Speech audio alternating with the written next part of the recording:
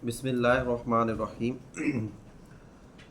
नूरुल हुदा के अंदर जी हमारे नमाज के मसाइल चल रहे थे और कल के सबक के अंदर आपको नमाज़ों के औकात बयान कर दिए गए थे।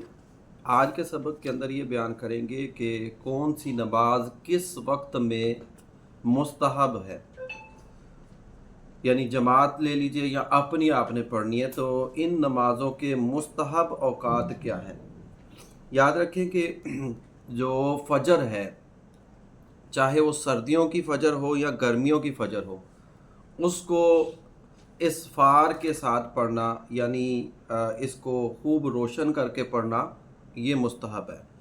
और इसफार का मतलब ये होगा कि अगर कम से कम इतना वक्त रह जाए कि अगर नमाज बातिल हो जाती है तो उसके बाद भी वज़ू करके कम से कम 40 से 60 आयतें आप तरतील के साथ पढ़ सके, तो यानी आप ठहर ठहर के पढ़ सके, इतनी ताख़ीर जो है ये मुस्तहब हो जाएगी फ़जर के अंदर। तो फ़जर की नमाज चाहे सर्दियों की हो या गर्मियों की हो, इसके अंदर जो है वो ताजील ताख़ीर यानी इसफार ये मुस्तहब है। ज़ोहर की जो नमाज है, गर्मियों की जो ज़ोहर है उसको ठंडा करके पढ़ना ये मुस्तहब है, और सर्दियों की जो ज़ोहर है उसको जल्दी पढ़ना ये मुस्तहब है। लेकिन अगर बादल के दिन हो जाए, जब बादल हो जाए, तो फिर दोनों सूरतों में आप जल्दी पढ़ लें, ये ज़्यादा मुस्तहब हो जाएगा। और असर की जो नमाज का वक्त है, असर की नमाज जो है वो आप जल्दी पढ़ना, उसको ये गर्मियों के अंदर थोड़ा सा ताख़ीर करके पढ़ना ये मुस्तहब है, और सर्दियों के अंदर जो है उसको जल्दी पढ़ना ये मुस्तहब हो जाएगा। यानी असर की नमाज के अंदर ताख़ीर ही की जाएगी, मगर इतनी ताख़ीर नहीं की जाए कि सूरज आप आसानी से देख सके, इतनी ताख़ीर जो है ये मना हो जाएगी। और अगर बादल हो तो फिर आप असर की नमाज जो है वो जल्दी पढ़ लें। आजकल तो हमारे यहाँ टाइम फिक्स है, लेकिन बाद औक़ात अगर जैसे अगर कहीं रास्ते में आप जा रहे हैं तो फिर आप अंदाज़ा करके इस एतबार से आप वक्त मुस्तहब का तयन कर सकते हैं। मगरिब की नमाज चाहे सर्दियों की हो चाहे गर्मियों की, उसके अंदर जल्दी करना ये मुस्तहब है। और जो है उसके अंदर ताख़ीर, ज़्यादा ताख़ीर ये मकरूह हो जाएगी। बल्कि इमाम शाफ़ी के नज़दीक, हमारे नज़दीक तो इसका टाइम के अंदर वसअत है, इमाम शाफ़ी के नज़दीक और दीगर आइमा के नज़दीक मगरिब का वक्त इतना ही है जितनी इससे फ़र्द नमाज अदा की जा सकती है। तो उनके यहाँ ज़रा ये मसला है, थोड़ा सा सख्त है। लेकिन अहनाफ के यहाँ इसका मैंने बताया कि वो शफ़क़ के गुरूब होने के, सुर्खी जो है जब गायब हो जाएगी, स्याही आ जाएगी, तब जो है मगरिब का वक्त हो जाएगा। इशा का वक्त ये है कि 1/3 रात तक इसको मौखर करना ये मुस्तहब होगा। और रात का आगाज़ होता है मगरिब के बाद से, रात शुरू हो जाती है, ठीक है। मगरिब से लेकर फजर तक ये वक्त है, इसका आप टाइम निकाल लें, 3 हिस्सों में डिवाइड कर लें। जो पहला तीसरा हिस्सा होगा उसके अंदर इशा की नमाज़ पढ़ना ये फिर मुस्तहब हो जाएगा। तो ये औकाते मुस्तहब्बा थे कि जो फजर की नमाज है इसको थोड़ा सा इसफार करना ये मुस्तहब है।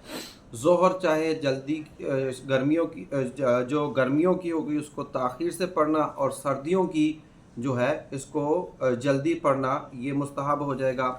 असर की नमाज जो है इसको ताख़ीर मौखर पढ़ना ये मुस्तहब होगा, लेकिन अगर ऐसा हो कि बादल है तो फिर जल्दी पढ़ ली जाए।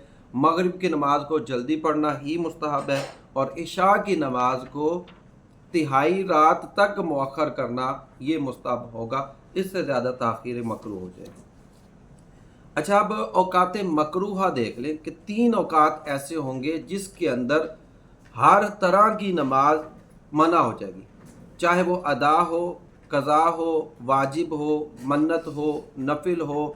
इसी तरह हर तरह का सजदा भी इन 3 औकात के अंदर मकरूह हो जाएगा। यानी मकरूह से मुराद यहाँ हराम के करीब करीब है। इन 3 औकात के अंदर आपने ना नफिल पढ़ना है, ना फ़र्ज़ पढ़ना है, ना वाजिब पढ़ना है, ना सुन्नत पढ़नी है, कोई चीज़ नहीं पढ़ सकते। वो 3 औकात कौन से हैं?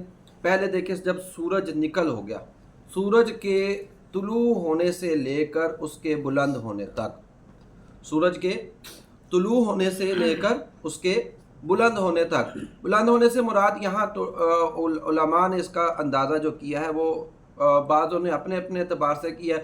جو محتاط قول یہ ہے کہ جیسے سورج نکل آئے اس کے بعد سے لے کر 20 منٹ یہ جو وقت ہے اس وقت میں آپ نماز نہیں پڑھ سکتے. مثال کے طور پر جیسے آج کل 6:11 پر جو ہے فجر کا وقت ختم ہو رہا ہے, طلوع آفتاب ہو رہا ہے. اب یہاں 6:11 سے لے کر 6 جو ہے 31 تک 20 منٹ آپ اور بنا لیں تو 6:31 تک جو ہے یہ آپ اس کے درمیان کوئی بھی عبادت نہیں کر سکتے, نہ نفل نہ واجب نہ فرض نہ ادا نہ قضا. پہلا وقت یہ ہو گیا کہ طلوع آفتاب سے لے کر اس کے تھوڑا سا بلند ہونے تک, تو پہلا یہ وقت ہو گیا. اچھا, پھر دوسرا جو وقت ہے وہ ہے نصف نہار شرعی. نصف نہار شرعی جس کو ہمارے ہاں عمومی طور پر زوال کا وقت کہتے ہیں. اور نصف نہار شرعی میں نے آپ کو بتا دیا تھا کہ جب سورج ایک مقام پر ٹھہر جاتا ہے, آگے پیچھے نہیں ہوتا, سایہ جو ہے چیز کا جو اصلی سایہ ہے وہ باقی رہتا ہے, بڑھتا گھٹتا نہیں ہے, یہ وقت جو ہے یہ نصف نہار شرعی قرار پاتا ہے, یا جس کو زوال کا وقت بھی کہتے ہیں. جب تک یہ نصف نہار شرعی ہے تب تک آپ جو ہے نماز نہیں پڑھ سکتے. ہاں, جب وہ میں نے بتا دیا کہ جب سورج اسٹل کھڑا ہے, اب جیسے ہی تھوڑا سا جانب مغرب ہوگا سایہ اصلی تھوڑا سا بڑھ جائے گا, اصلی سایہ سے تھوڑا سا اضافہ ہو جائے گا, اب ظہر کا وقت ہو سکتا ہے. جب تک یہ وقت موجود ہے آپ کسی طرح کی کوئی بھی عبادت نہیں کر سکتے. 2 ہو گئے. تیسرا جو وقت ہے, تیسرا وقت یہ ہے کہ جیسے عصر کی نماز جب ہونے والی غروب آفتاب ہونے والا ہوتا ہے, یعنی جیسے آخری 20 منٹ رہ گئے, آخری 20 منٹ رہ گئے. جیسے آج جو وقت ہے وہ فرض کر لیں 5:35 پہ ہے, 5:35 پر غروب آفتاب ہے. اب اس سے پیچھے آپ چلے جائیں 20 منٹ تو 5:15 سے لے کر 5:35 تک یہ جو وقت ہے یہ بھی ایک اوقات مکروہ ہے. اس میں بھی ہر طرح کی نماز حرام ہوگی, سمجھ آئی. اب اس کے اندر فرض کر لے اگر عصر کی نماز تاخیر کر دی ہے, اگر عصر کی نماز تاخیر کر دی ہے تو اب اس کو اس وقت میں نماز پڑھ سکتا ہے, وہ اس کو پڑھنی ہوگی کیونکہ اس نے تاخیر کی ہے. گناہگار تو ہوگا لیکن نماز بہرحال اسی وقت میں پڑھ لے گا تو ادا ہو جائے گی. اچھا, جنازے کا جو مسئلہ سن لیں, بس پھر یہ ختم کرتے.